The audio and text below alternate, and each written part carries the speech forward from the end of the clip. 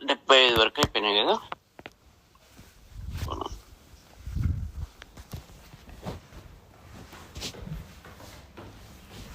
త్వయైతత్ సృజ్యతే జగత్, త్వయైతత్ ధార్యతే విశ్వం, త్వయైతత్ సృజ్యతే జగత్, త్వయైతత్ పాల్యతే దేవి స్యంతే చ సర్వదా. అంతే అత్సి. చివరికి అని లయం చేస్తావు. విసృష్టవు సృష్టి రూపాత్వం. త్వం నువ్వు, విసృష్టవు అంటే సృష్టించే విధానం యందు, అంటే సృష్టించే కొత్తగా సృష్టించే పనిలో సృష్టి రూప. నువ్వు సృష్టి రూప, సృష్టించే రూపాన్ని తీసుకుంటావు. తర్వాత పాలనే స్థితి రూప, దాన్ని రక్షించే దాంట్లో నువ్వు స్థితి రూప. తర్వాత సంహృతి రూప. అంతే సంహృతి రూప. సంహృతి రూప అంతే. అస్య జగతః జగన్మయే. ఈ జగత్తు యొక్క అస్య జగతః అంతే, దాని చావు విషయంలో నువ్వు సంహృతి రూప. జగన్మయే మహావిద్యను, మహావిద్యవు అంటే అన్నిటికన్నా అన్ని విద్యల్లో పరావిద్యవు అన్నట్టు. మహావిద్య అన్ని తెలిసిన దానివి.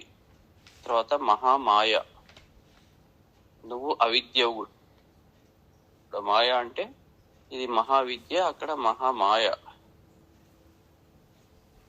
విద్యవు నువ్వే, అవిద్యవు నువ్వే. మహామేధ, మేధాశక్తివి నువ్వే. తర్వాత మహాస్మృతి, స్మృతి శక్తి అంటే ధారణ శక్తి. ఆ ధారణ శక్తి కూడా నీవే. మహామోహభవతి, అందరినీ మోహింపజేసే శక్తి కూడా నీవే. తర్వాత నువ్వు మహాదేవి, ఆ దివ్య శక్తి, దేవతా శక్తి కూడా నువ్వే.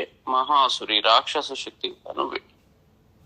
ఈ ప్రపంచంలో ఉన్న ప్రతిది కూడా నువ్వే. నువ్వు కాంది అంటూ ఏది లేదు అని ఇక్కడ చూపెడుతున్నాడు. ప్రకృతిస్థంచ సర్వస్య గుణత్రయ విభావిని. ఈ ప్రకృతి, త్వం ప్రకృతి, నువ్వు ప్రకృతివి. ఇక్కడ మొత్తం కనబడే ప్రతిది 3 గుణాల్లో విభజింపబడ్డది. గుణత్రయ విభావి. శ్రద్ధ కూడా మూడు రూపాలు. సాత్విక శ్రద్ధ, రాజసిక శ్రద్ధ, తామసిక శ్రద్ధ. భక్తి కూడా అంతే. సాత్విక భక్తి, రాజసిక భక్తి, తామస భక్తి. ప్రతిది కూడా అట్లనే ఉంటాయి. అన్ని 3 రకాలుగా విభజింపబడి ఉంటాయి. సాత్విక తత్వంతో ఉన్నది ఏదైనా మంచిగా ఉంటుంది. మిగిలినన్ని కూడా దాంట్లో ఏదో రకమైన దోషాలు ఉంటాయి అన్నట్టు. అందుకే సర్వస్య గుణత్రయ విభావిని, 3 రకాలుగా విభజింపబడ్డాయి. అన్ని కూడా నువ్వే. ఈ ప్రకృతి కూడా 3 రకాలుగా విభజింపబడుతుంది.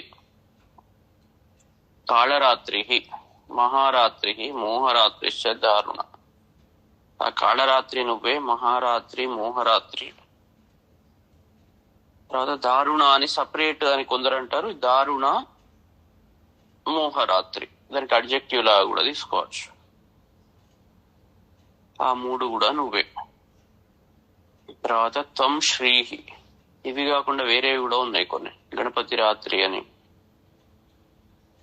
విష్ణు రాత్రి అని, ఇట్లా చాలా తర్వాత యాడ్ చేశారు తంత్రశాస్త్రాలు. త్వం శ్రీహి, త్వం ఈశ్వరి, త్వం హ్రీ, త్వం బుద్ధి బోధ లక్షణ, లజ్జా పుష్టి తథా తుష్టి, త్వం శాంతి శాంతిరేవచ.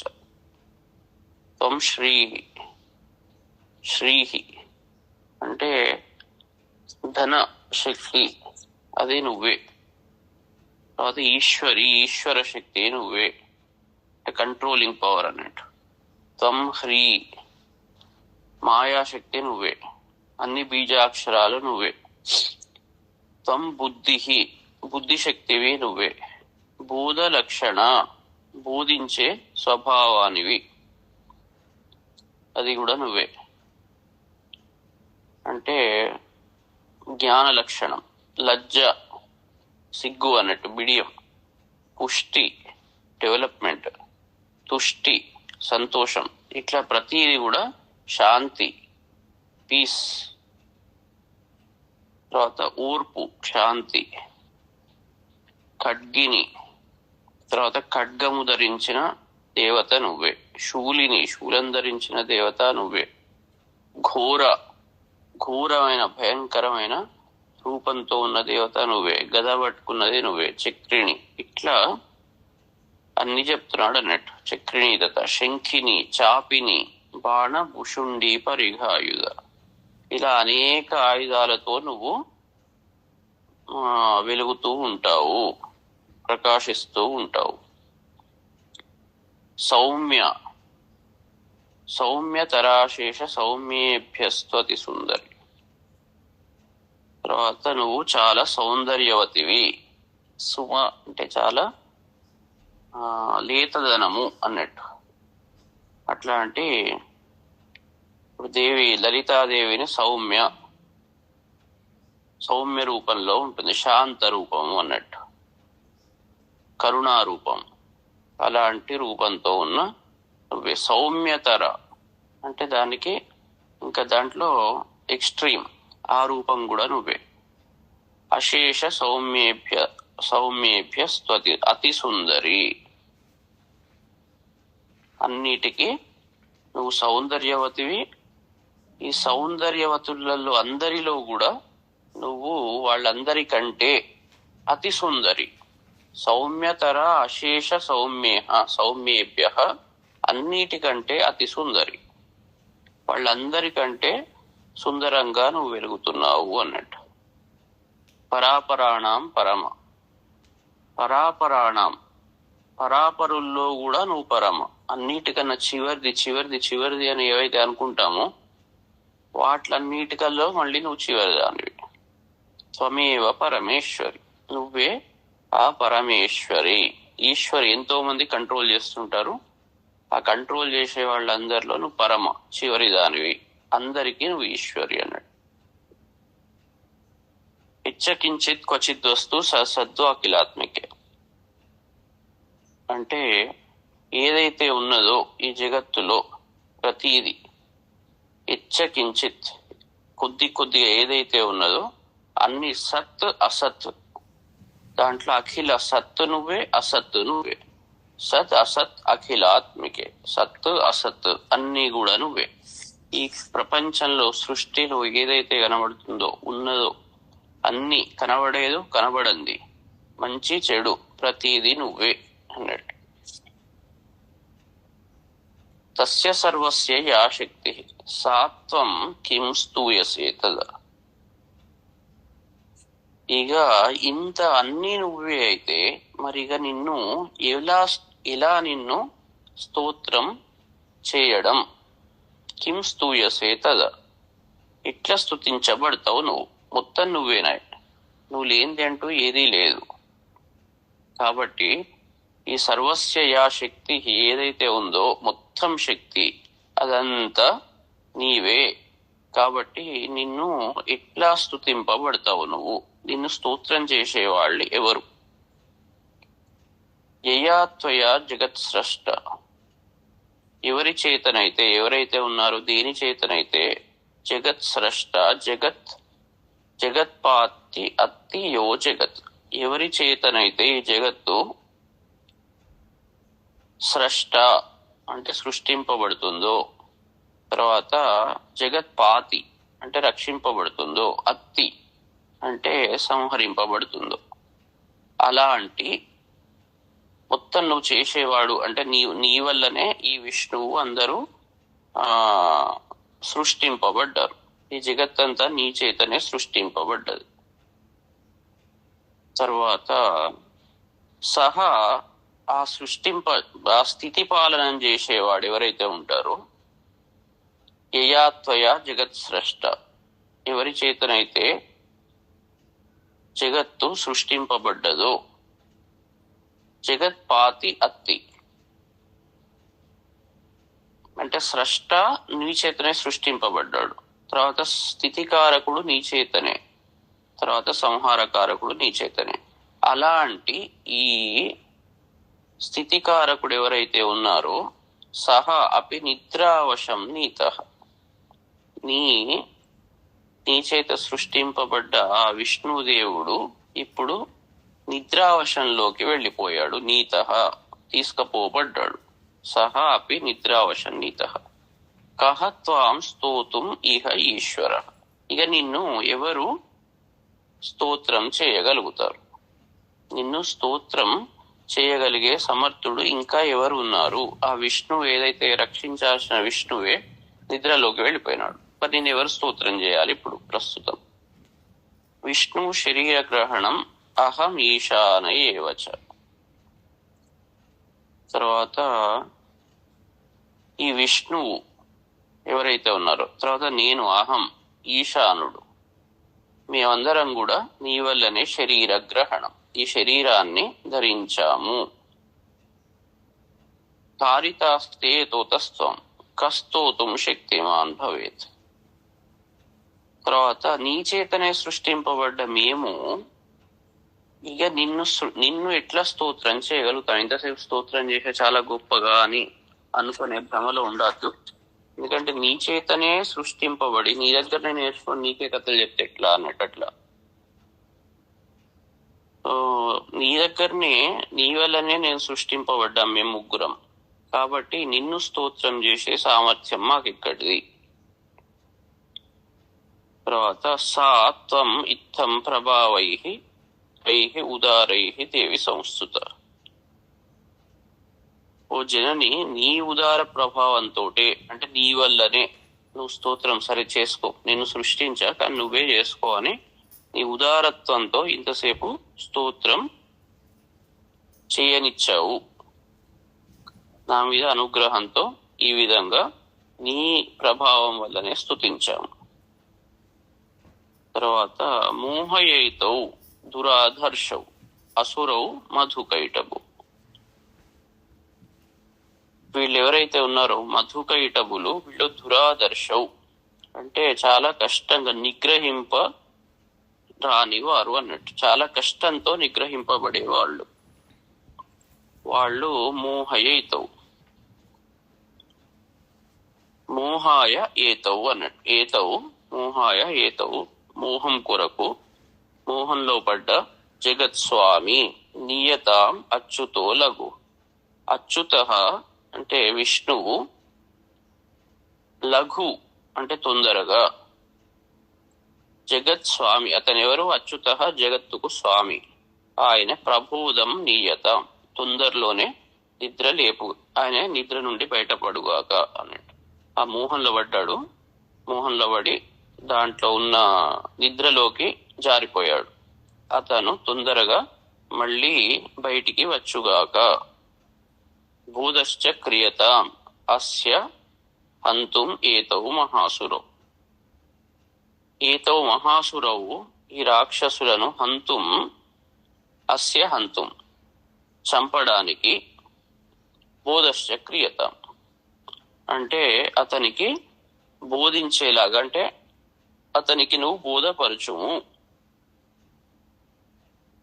అస్య హంతుం ఏతౌ మహాసురౌ బోధశ్చ క్రియతాం, అతన్ని నిద్రలేపు, అతన్ని ఈ రాక్షసులను చంపేలాగా ప్రేరేపించుము అని బ్రహ్మదేవుడు స్తుతి చేస్తాడు. ఒక్క నిమిషం లైన్లో ఉండండి.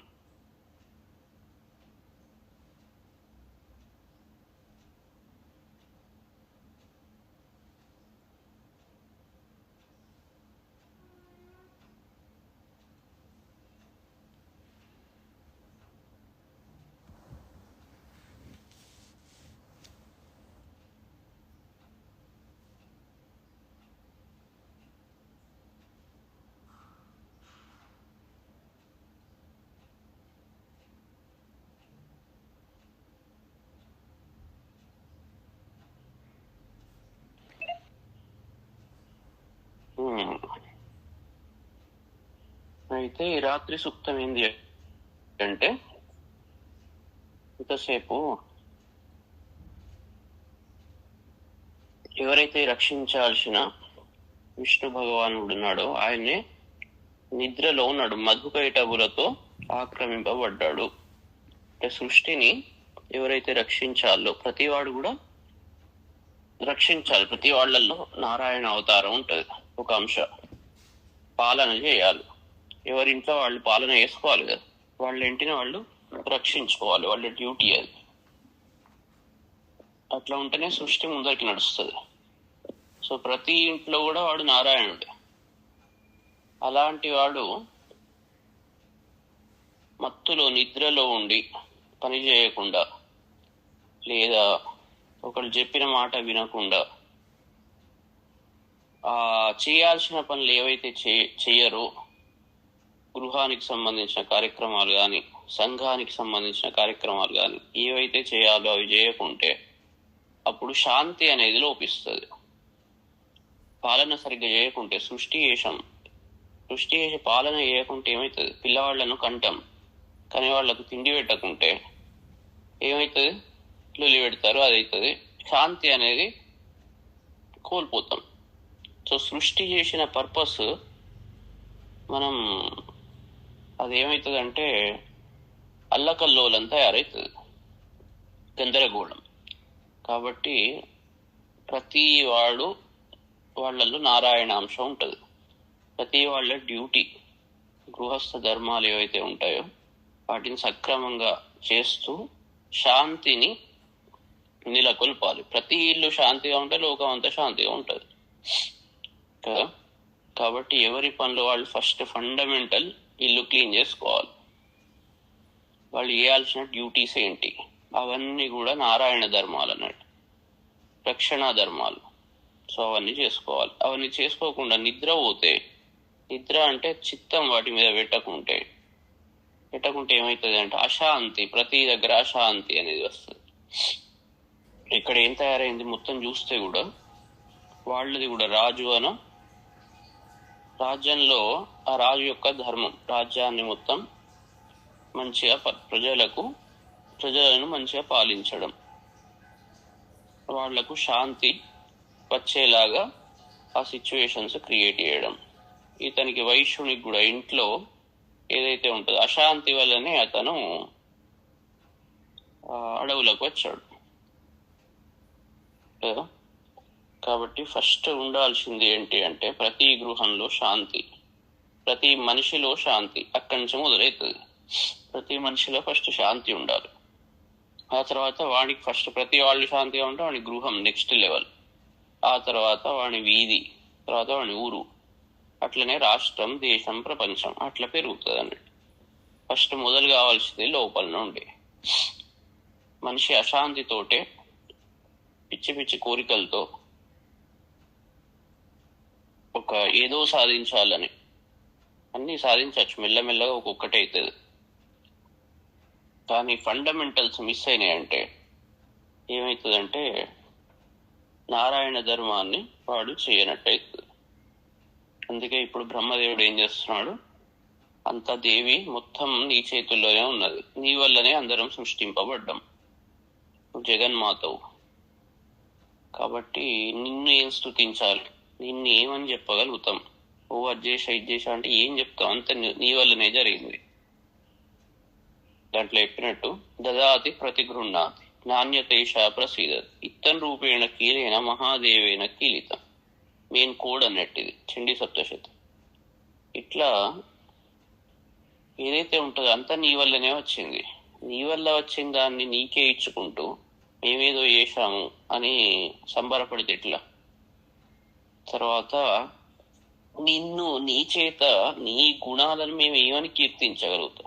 నీ చేత సృష్టింపబడ్డ వాళ్ళము నిన్ను ఇలా కూడాలి అని ఫైనల్ గా చెప్పి ఈ స్తోత్రం, రాత్రి సూక్తం అంటే తమో గుణ నివృత్తి అన్నట్టు. రాత్రి దేవత ఏం చేస్తుంది? మహామాయ తమో గుణంలో ఏంటి అంటే అలసత్వం. తమస్త్వజ్ఞానజం విద్ధి మోహనం సర్వదేహిన ప్రమాదాలస్య నిద్రాభి తన్నిబధ్నాతి భారత అని భగవద్గీతలో చెప్తాడు. ఈ నిద్రాదేవి ఎవరైతే ఉన్నారో ఆమె తామసి. తమః అజ్ఞానజం విద్ధి.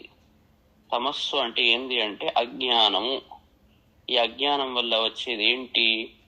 అందరూ ఈ దేహులు సర్వదేహినాం వాళ్ళు ఏం చేస్తారు అంటే, ఒకటి నిద్ర, ఒకటి ఆలస్యం, ప్రమాదం, ఇవన్నిటితో వాళ్ళు బంధింపబడతారు అన్నట్టు.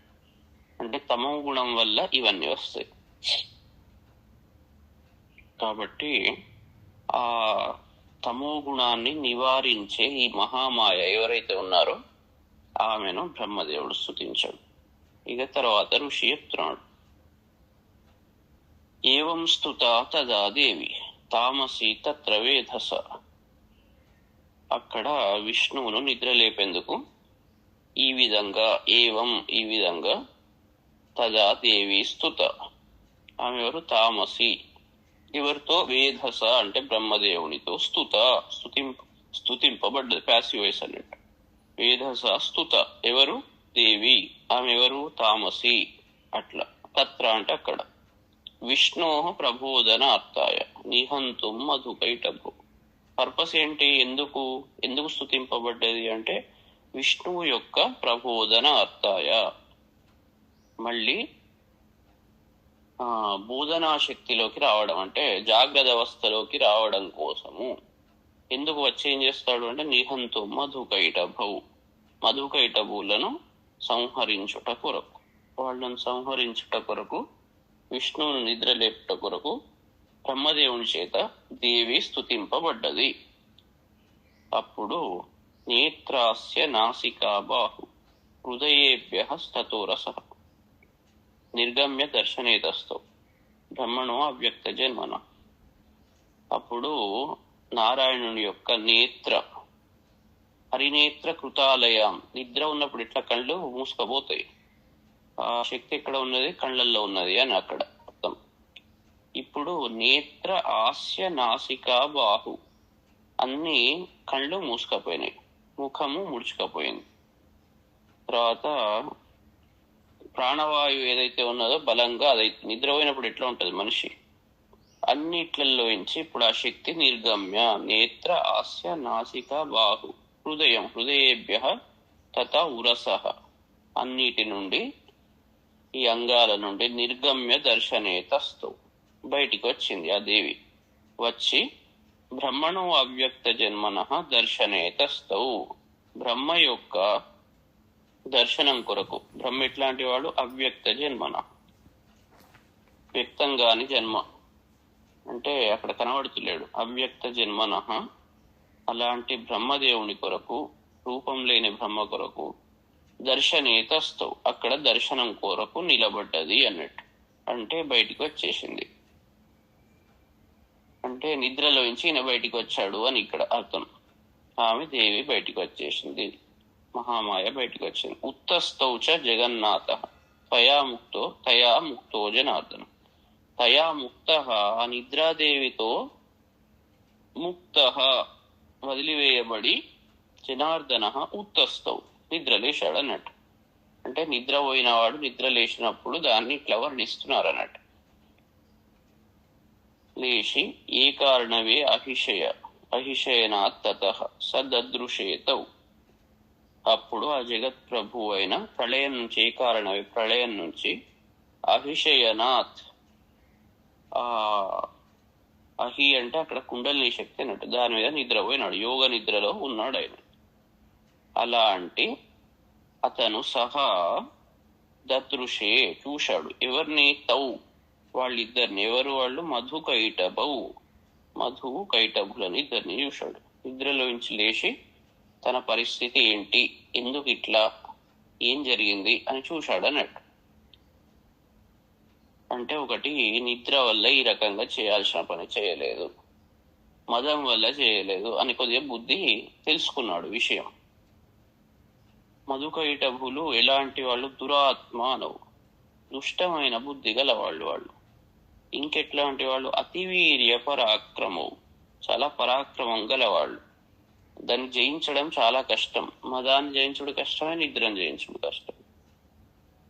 మనం ఒక పని చేయాలి అంటే ఇవన్నిటిని దాటిపోతేనే, అలసత్వం వదిలిపెట్టాలి, కొన్ని విషయాలు చెప్పిన మాటలు వినాలి, ఆ డైరెక్షన్ ను ఫాలో కావాలి.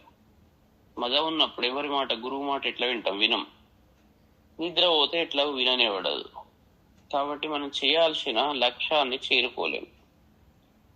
కాబట్టి ఆ రెండింటిని వాళ్ళు ఎట్లాంటి వాళ్ళు అంటే అతి వీర్య పరాక్రమం, చాలా కష్టం ఏంది, చాలా వీర్యం అంటే శక్తి గల వాళ్ళు, అది చేయించడం చాలా కష్టం వాళ్ళని. దుష్ట బుద్ధి గల వాళ్ళు, దురాత్మానం, అలాంటి వాళ్ళను దదృశే చూశాడు, రియలైజ్ అయినాడు. ఫస్ట్ స్టేజ్ అన్నట్టు. ఇంతసేపు నిద్రలో ఉన్నాడు, అసలు రియలైజేషనే లేదు. అవి ఒకటి ఉన్నవి అనేవి కూడా తెలియదు అన్నట్టు. ఇలాంటివి కూడా నాకు ఇవి నెగిటివ్ చేస్తవి, నేను ఏదైతే చేయాల్సిన డ్యూటీస్ ఉంటాయో చేయనీయకుండా చేస్తవి అని అసలే జ్ఞానం లేదు. ఇప్పుడు ఏమైందనంటే ఒక జ్ఞానం వచ్చింది, ఫస్ట్ లెవెల్ జ్ఞానం. అవి చూసి నిజమే, దీనివల్లనే నేను చేయాల్సింది చేయలేకపోతున్నా అని ఒక ఫస్ట్ లెవెల్ అయింది. అనుకోగానే అయిపోదు కదా, దాన్ని మళ్ళీ జయించాలి. కాబట్టి ఇప్పుడు ఏంది, క్రోధ రక్షేక్షణావత్వం బ్రహ్మాణం జనితోద్యమం సముత్య తతస్థాభ్యాం యుయుధే భగవాన్ హరి. అప్పుడు క్రోధ రక్తేక్షణావత్ అంటే వీళ్లను ఎట్లాంటి వీళ్ళు అంటే క్రోధంతో కూడిన వాళ్ళు. దాంతో రక్తేక్షణ అంటే రక్తవర్ణంతో ఉన్న వీళ్లను, అవత్తుం వాళ్లను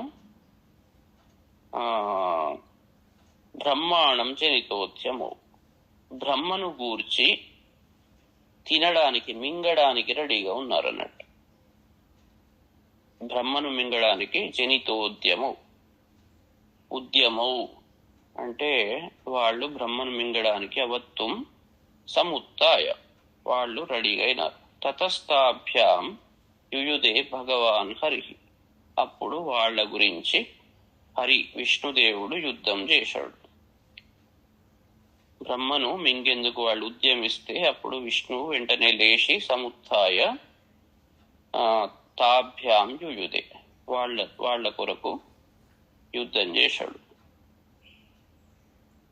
పంచవర్ష సహస్రాన్ని బాహు ప్రహరణో విభు 5,000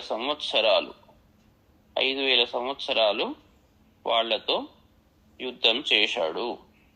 తావప్యతి బలోన్మత్తో మహామాయా విమోహితో తౌ అపి అతి బలోన్మత్తో మహామాయా విమోహితో వాళ్లతో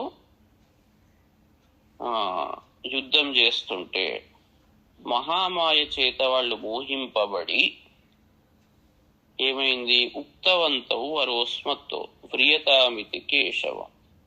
అప్పుడు వాళ్ళు ఏమన్నారు అంటే, విష్ణు బాగానే యుద్ధం చేస్తున్నావు, ఏదైనా వరం కోరుకో అని మోహింపబడి అన్నారు అన్నట్టు. మోహంతో వాళ్ళు విష్ణువుకే ఏదైనా వరం కోరుకో, నీకేమి ఇవ్వాలి నేను చెప్పు అని విష్ణువే అందరికీ వరాలు ఇస్తాడు. తపస్సుతో నారాయణుణ్ణి ప్రార్థించి తపస్సు చేసి ఆయన కొరకు వరాలు పొందుతారు. అట్లాంటి ఆయనకే నీకేమి ఇవ్వాలి కోరుకో, నీకు నేనేం చేస్తా అని అహంకారాన్ని ప్రదర్శించారు అన్నట్టు. ఎందుకు అంటే మహామాయా విమోహితం, బలోన్మత్తో బలంతో మత్తులోకి వెళ్ళిపోయినారు అన్నట్టు. మత్తులోకి వెళ్ళిపోయి మహామాయతో మోహింపబడి నీకు నేనే ఏం చేయగలుగుతా, నీకేం వరం ఇస్తా, ఏం వరం కావాలి కోరుకో అంటే ఇచ్చేవాళ్ళలాగా ఫీల్ అయిపోయినారు అన్నట్టు. అట్లా ఉక్తవంతవు. అప్పుడు శ్రీ భగవాను వాచు, నారాయణుడు చెప్తున్నాడు, భవేతాం అద్యమే తుష్టౌ మమ వద్యౌ భావపి కిమన్యేన వరేణ అత్ర ఏతావద్య వృతం మమ. ఒకవేళ, ఎందుకంటే 5,000 సంవత్సరాల నుంచి ఆయన కష్టపడుతూనే ఉన్నాడు వీళ్ళని జయించడానికి కష్టపడుతుంటే అది అంత ఈజీ కాదు, జయించడం వాటిని ఈజీ కాదు. కాబట్టి వాళ్ళే మోహంతో నీకేం మా విష్ణువును వరం అడిగితే విష్ణువు ఏమన్నాడు, సరే మీరు నా మీద తృప్తి చెందితే ఒకవేళ మీరు నా చేతుల్లో చావాలి, ఇక వేరే వరం ఎందుకు అని కోరుకున్నాడు అన్నట్టు. మీరు తృప్తి చెందితే నాతో మీరు చావాలి అనగానే ఋషి రువాచ్. అప్పుడు ఋషి చెప్తున్నాడు, ఏం చెప్తున్నాడు అంటే, ఏతావద్ది హృతమం, ఇంతే నాకు వచ్చింది, వేరేది అవసరం లేదు, నాకు ఇదే కావాలి అంటే. అప్పుడు ఋషి ఏమంటున్నాడు, వంచితాభ్యాం ఇది తదా సర్వమాపోమయం జగత్ విలోక్యతాభ్యాం గదితో భగవాన్ కమలేక్షణ. అప్పుడు వాళ్ళు వంచితులైన ఆ ఇద్దరు మధుకైటవులు ఆ మొత్తం అక్కడ జగత్తును చూశారు. మరి ఏం చేయాలి, ఈ మొత్తం జగత్తును చూసి గదితో భగవాన్ కమలేక్షణ ఆవాం జహి న యత్రోర్వి సలిలేన పరిప్లుత. అంటే సరే చంపు గాని, ఎక్కడ భూమి, ఇక్కడ మొత్తం జగత్ అంతా చూస్తే మొత్తం జలమయం అయిపోయింది, ఎక్కడ భూమి నీళ్లలో మునిగిపోలేదో అక్కడనే చంపు అని వాళ్ళు అంటారు. వాళ్ళకి అర్థమైపోయింది, మేము వంచింపబడ్డాము అని తెలుసుకొని ఏమంటారు అంటే, ఎక్కడనైతే భూమి నీళ్ళలో మునగలేదో అక్కడ మమ్మల్ని చంపండి అంటే. అప్పుడు ఇవన్నీ చాలా గమ్మత్, కోడ్ లాంగ్వేజ్, ఏందో ఆలోచించుండే. ఇదంటే ఏంటి, వాళ్ళు వరం అడుగుడేంది, ఏం కావాలి అని అడుగుడేంది, ఈయన కోరుకుండేంది, కోరుకోగానే మళ్ళీ వాళ్ళు ఎక్కడ భూమి నీళ్లలో మునగలేదో అక్కడ చంపుండి, ఏంది ఇదంతా ఈ ప్రాసెస్, ఆలోచించాల్సిన విషయం. అప్పుడు ఋషి ఏమంటున్నాడు, తత ఇది ఉక్త్వా భగవత శంఖ చక్ర గదాభృత. ఈ విధంగా చెప్పబడి ఎవరి చేత, భగవత శంఖ చక్ర గదాభృత,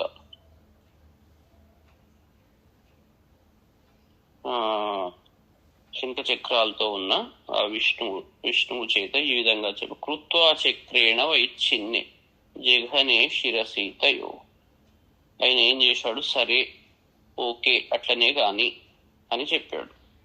అని చక్రంతో వాళ్ళ యొక్క జగనాన్ని, వాళ్ళ శిరస్సులను తన జగనం మీద పెట్టుకొని, జగనం మీద ఉంచి చక్రంతో వాళ్ళ శిరస్సును ఖండించాడు. వాళ్ళిద్దరి శిరస్సులను తన కటి ప్రదేశం మీద పెట్టుకొని శిరస్సును ఖండించాడు. ఏవమేషా సముత్పన్న బ్రహ్మణ సంస్థుత స్వయం ప్రభావమస్యా దేవ్యాస్తు భూయః శృణు వదామితే. ఈ విధంగా బ్రహ్మ చేత స్తోత్రం చేయబడి ఆ దేవి బయటికి వచ్చింది, ఆవిర్భవించింది అని చెప్తున్నాడు. భూయః, మళ్ళీ దేవి యొక్క ప్రభావం ఇంకా చెప్తాను విను అని ఇక్కడి వరకు చెప్పాడు.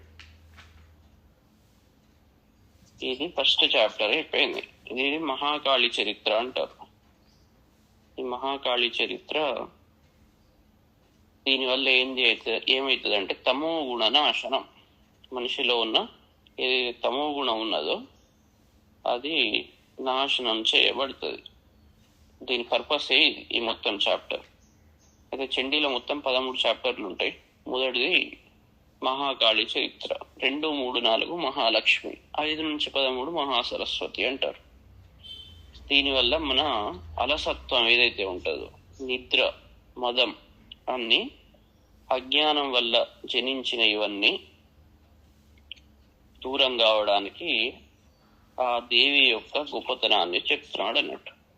ఎందుకంటే వీళ్ళు ఎవరైతే ఉన్నారో, ఆ రాజు తర్వాత వైశ్యుడు, వాళ్ళిద్దరూ ఋషి దగ్గరికి వచ్చి, మేము ఈ విధంగా మా పరిస్థితి ఉన్నది, మాకు అన్ని తెలుసు అవన్నీ, అయినా కూడా మేము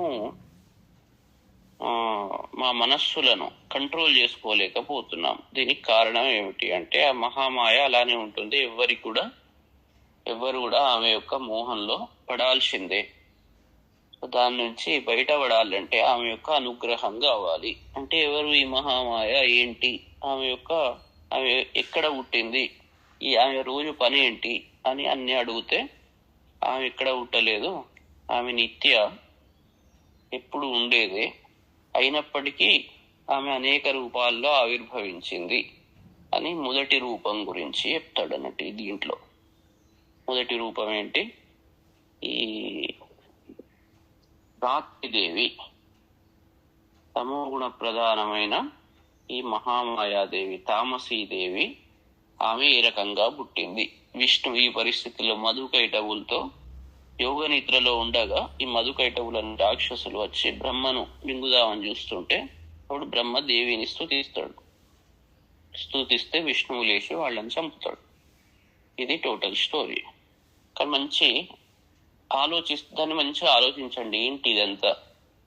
ఇప్పుడు మంచి మధుకైటవులు అంటే అర్థమైంది, మదము, తర్వాత అలసత్వం, ఈ రెండు ఎప్పుడు వస్తాయి, దీనివల్ల వస్తాయి. తర్వాత భూమి, ఈ కటి మీద పెట్టుకోవడం ఏంటి, కటి ప్రదేశంలో ఏముంటది, భూమి ఏదైతే ఉంటుందో నీళ్లలో మునిగిపోవడం అంటే ఏంది, సో అక్కడనే చంపుమనడం అంటే ఏంటి, ఇవన్నీ ఆలోచించదగ్గ విషయాలు, ఓపెన్ క్వశ్చన్స్ కదా. అలా తెలుసుకున్నప్పుడు చాలా ఇంట్రెస్టింగ్ డీప్ కాన్సెప్ట్స్ అనేటివి వచ్చేస్తాయి. కానీ ఆలోచించాలి, ఇన్ జనరల్ మనం ఆలోచించాల్సిన విషయాలు ఇవి. అయితే సారాంశం ఏంటంటే, అందరూ కూడా ప్రతి వాళ్ళల్లో నారాయణాంశం ఉంటది, ప్రతి మనిషిలో ఉంటది.